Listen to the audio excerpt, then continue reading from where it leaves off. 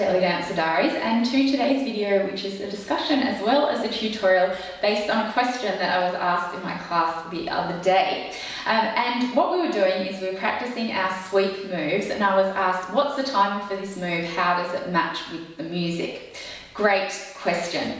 There are many moves in belly dancing that have to get the accent or the beat exact. So for example, if we're doing something like our hip drops, you might be able to skip one beat, or you can do different patterns, but you always want the down to be the accent. So if you were doing it anything other than downbeat with that hip, it would look very strange, doesn't really work with belly dancing.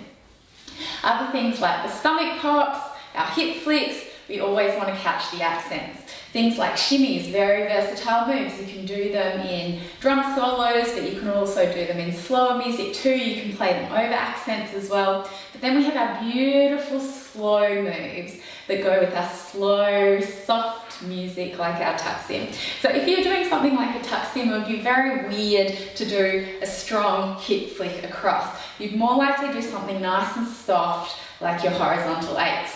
So the other day, what we were doing was our sweep move, really beautiful one of my favorites, which is like this. If you haven't seen it before, I've got a whole video on this move, so I'll link that below if you want to practice. And the question was, how do we work the timing for this move with the music? Awesome question. So if you're doing this move to an accent, you might want to do it nice and quick, so it could be like boom, boom, boom. But otherwise, it's beautiful to get into the flow of the music, especially if it's a nice, soft melody, and use this move to bring your own flow from one move to the other. What I mean by that is that you don't want your audience to understand or know where one move starts and where one move finishes. For example, if we're doing our sweep, say we're coming around in our sweep, we might come from our sweep, come into a big circle, then come into a nice figure eight, and then come into an undulation. And because we're moving constantly the whole time, it's very hard for our audience to know where one move stops, where one move starts. Very, very beautiful. I've done a few videos on combinations, flowing combinations. I'll link them below too. And you can practice those.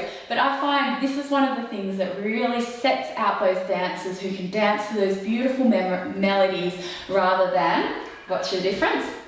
So we're here, one sweep, turn, one circle, back together, eight, for example. Whereas, watch it together.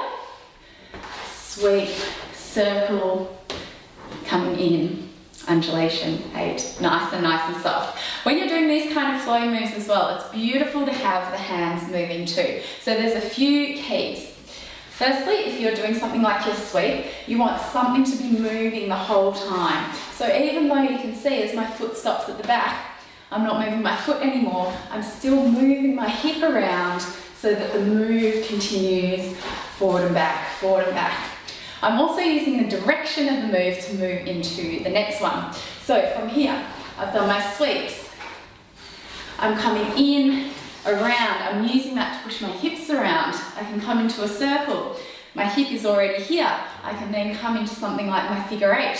From here, I can land, coming into my undulation. That's just a few examples of slow moves that you can put together. I'd love to hear from you. If you have favourite slow moves, try and put them into a combination. It can be a really beautiful way to dance. And if you are improvising a lot, or even if you're doing choreography, if you have a set combination in your tool belt, once you hear these beautiful melodies coming through, it can look lovely to put them all together. So some other slow moves you might want to incorporate, even things like the jewel can be really nice. Downward figure eights, upward figure eights, nice big circles, horizontal eights as well, undulations. There's so many beautiful ones. So anyway, I hope you found this tutorial helpful. Please let me know your questions down below. I'd love to hear from you as always, and happy dancing.